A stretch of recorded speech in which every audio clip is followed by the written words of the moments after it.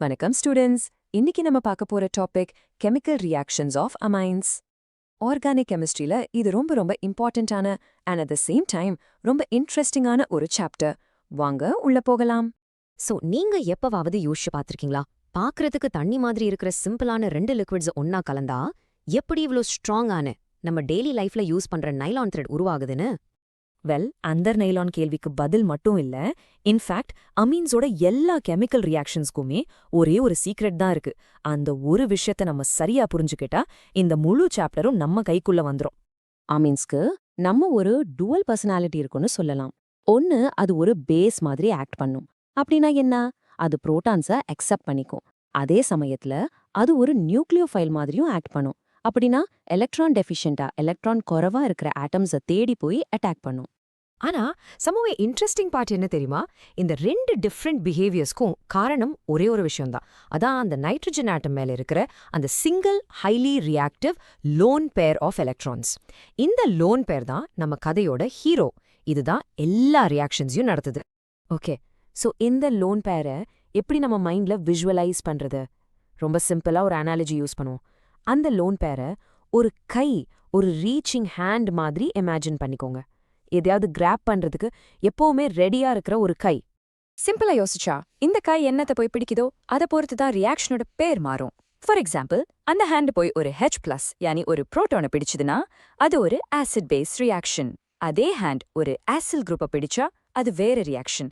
இல்ல ஒரு ஆல்கைல் குரூப்பை பிடிச்சா அது இன்னொரு type of reaction. See, it's all about what it grabs.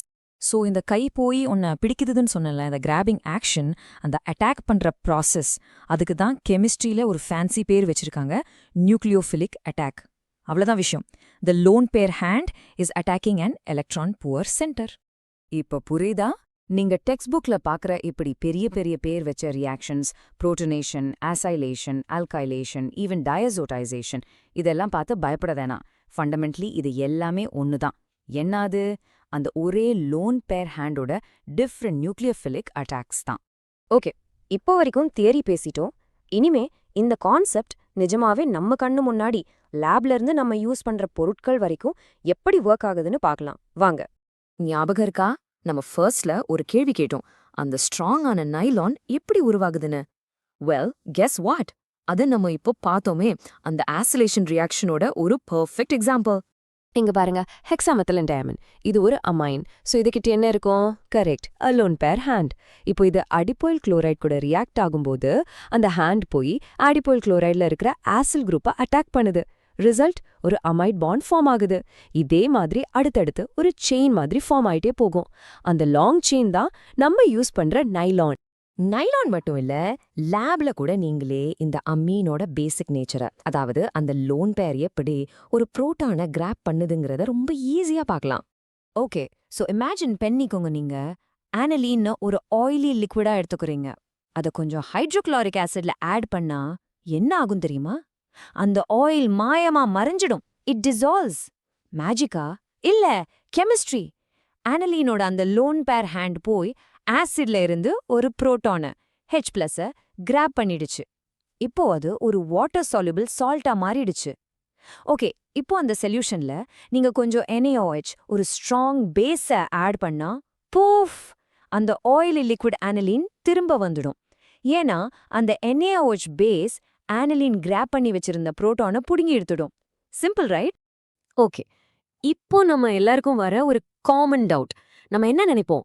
Lone pair இருக்கிறதுனால எல்லா பிரைமரி அமீன்ஸும் ரொம்ப ரியாக்டிவா இருக்கும்னு. பட் வெயிட், ஆக்சுவலி அந்த ரியாக்டிவிட்டியை இன்னொரு விஷயம் கண்ட்ரோல் பண்ணுது.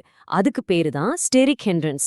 அதென்னா சிம்பிளா சொல்லணும்னா, அந்த நைட்ரஜன் ஆட்டமை சுத்தி ரொம்ப பெரிய பல்கி குரூப்ஸ் இருந்தா ஒரு டிராஃபிக் ஜாம் மாதிரி ஆயிடும். அந்த கிரவுட் நம்ம லோன் பேர் ஹேண்டை வெளியே போய் அட்டாக் பண்ண விடாம பிளாக் பண்ணிடும்.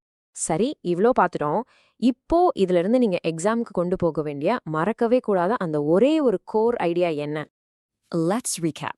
Point number 1, amine chemistry. அதாவது அந்த நைட்ரஜன் மேல இருக்கிற அந்த சிங்கிள் லோன் பேர் தான். Point number 2, அந்த லோன் பேரா எப்பவுமே ஒரு காய் மாதிரி ஞாபகம் வச்சுக்கோங்க. எலக்ட்ரான் குறைவா இருக்கிற இடத்துல அட்டாக் பண்ற ஒரு reaching hand. And point number 3, இந்த ஒரே ஐடியா, இந்த ஒரே அனாலஜி உங்களுக்கு நைலான் ஃபார்மேஷன்ல இருந்து சிம்பிள் லேப் எக்ஸ்பெரிமெண்ட்ஸ் வரைக்கும் எல்லாத்தையுமே புரிய வச்சிடும். ஸோ மறக்காம இந்த ஒரு வார்த்தைய மனசுல பதிவு பண்ணிக்கோங்க. The lone pair drives all amine reactions always. Trust me, இந்த ஒரே ஒரு கோர் ஐடியாவை நீங்க புரிஞ்சுக்கிட்டு அந்த ஹேண்ட் அனாலஜிய மனசுல வச்சுக்கிட்டா இனிமே ஆமீன்ஸ் சாப்டர்ல வர எந்த ரியாக்ஷனை பார்த்தும் நீங்க பயப்பட மாட்டேங்க. எல்லாமே ரொம்ப லாஜிக்கலா ஈஸியா புரிய ஆரம்பிச்சிடும். All the very best.